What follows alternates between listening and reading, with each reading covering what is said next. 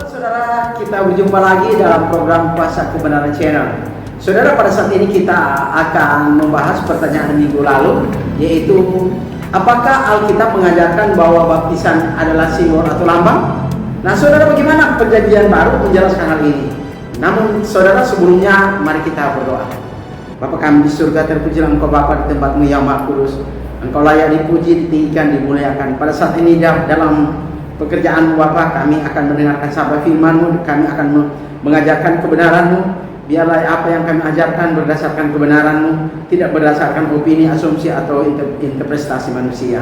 Terima kasih Bapa memimpin acara ini dari awal hingga akhirnya, agar sesuai dengan firman-Mu. Dalam nama Yesus kami bawa doa ini kepadamu. Amin. Saudaraku yang saya kasih dalam kasih Kristus, mari kita membaca firman Tuhan yang terdapat dalam Kisah Rasul pasal 2 ayat 38 dan 41. Saudara, dalam terjemahan Indonesia Yunani dikatakan begini saudara. Kisah Rasul 2 ayat 38. Jawab Petrus kepada mereka, bertobatlah dan hendaklah kamu masing-masing dibaptis dalam nama Yesus Kristus untuk pengampunan dosamu, maka kamu akan menerima karunia, yaitu Roh Kudus. Ayat 41.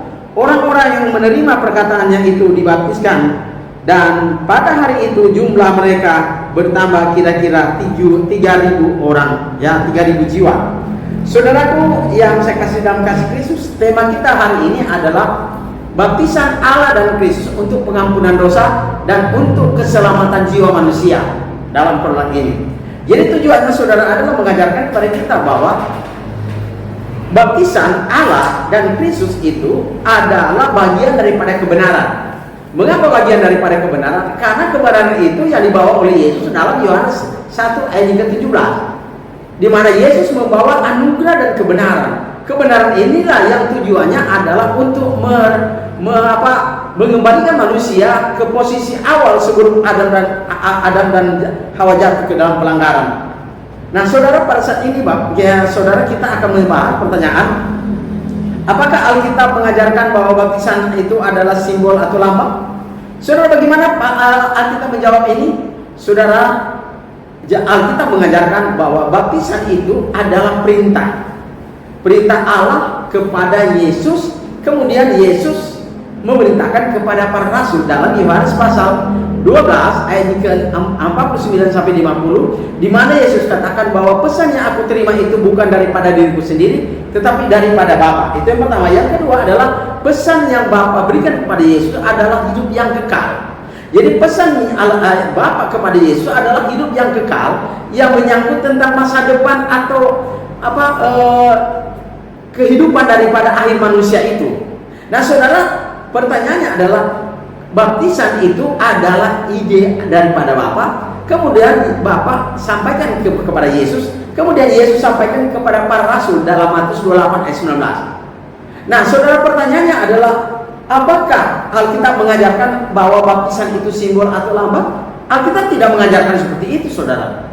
Yang mengajarkan seperti itu adalah hamba Tuhan.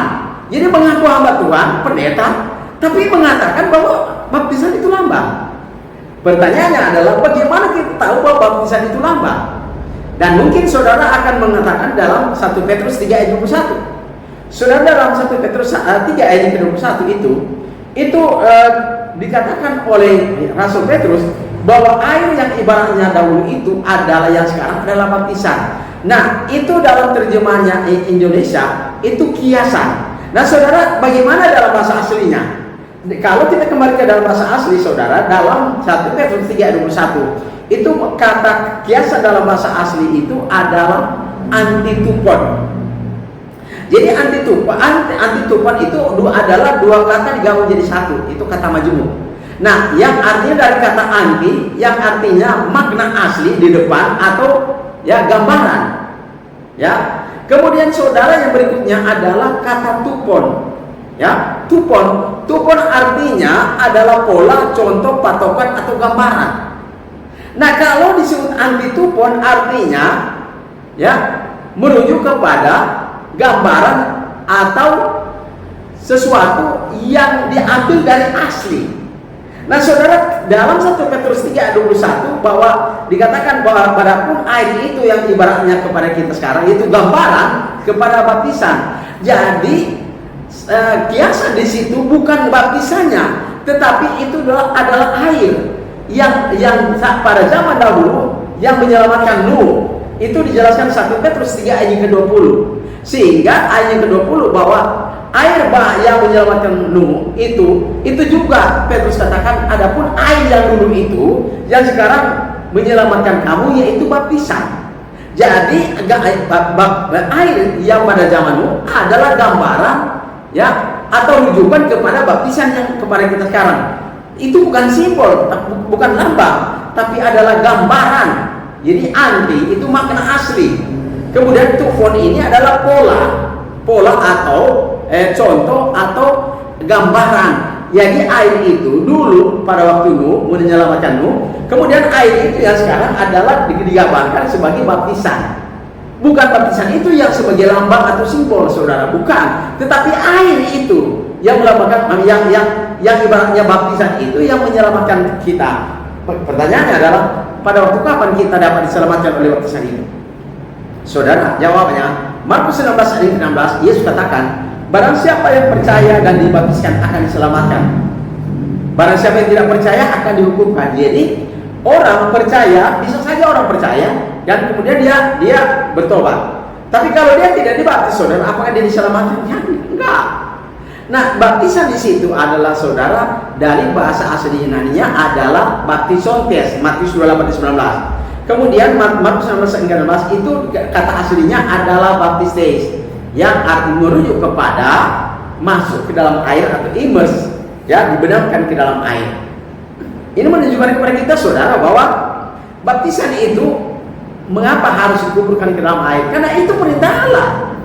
Dan itu tidak seorang pendeta pun atau hamba pun, seorang hamba Tuhan pun yang bisa merubahnya. Yesus sendiri aja nggak bisa merubah. Kenapa? Karena pesan baptisan itu adalah mengandung hidup yang kekal. Makanya tema kita berhubungan dengan pertanyaan ini adalah baptisan Allah dan Kristus adalah untuk pengampunan dosa dan keselamatan jiwa manusia.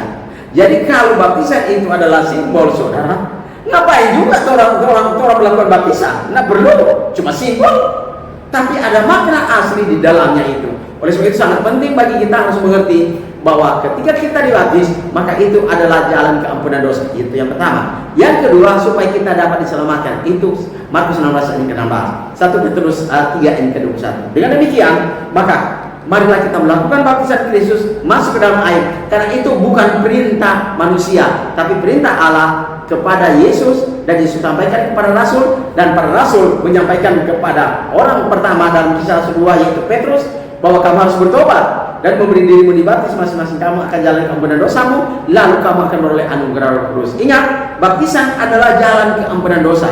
Kedua, baptisan adalah untuk diselamatkan. Markus 16 ayat 16. Dengan demikian, lakukan itu, saudara. Tidak perlu saudara takut, karena takutlah kepada jiwamu yang akan dibakar dalam neraka. Amin. Tuhan berkati. Mari kita berdoa.